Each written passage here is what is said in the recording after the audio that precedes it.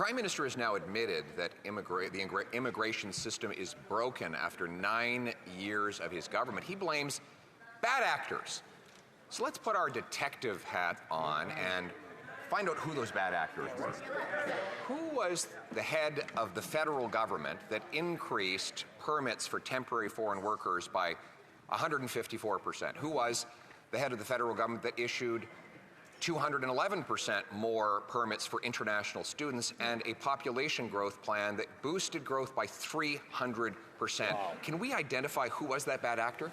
Canadians needed and businesses needed extra support, so asked for more temporary foreign workers, asked for more international students, and we gave them. I don't think we found the bad actor yet. Because he blames it on labor market needs, but the biggest growth happened in non-labor market immigration. For example, he boosted permits for international students by 211%, and refugees by 726%.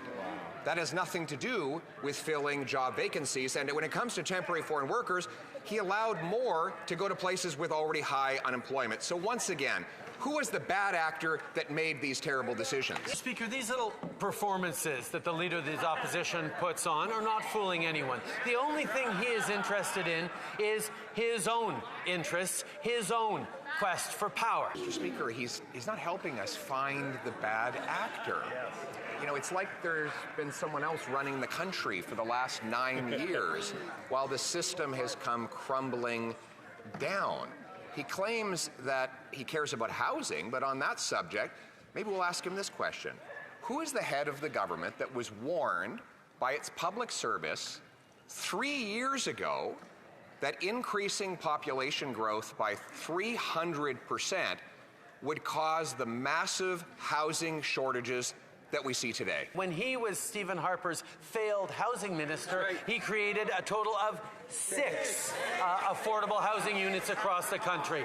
He was part of a government that completely pulled back from any investments in housing. When I was housing minister, we had one home built for every 1.5 people added to the population, which meant we were adding houses faster than we needed to, and we were providing affordable homes of half the cost of today. Last year, they added one home for every 5 new people, the biggest housing deficit in history.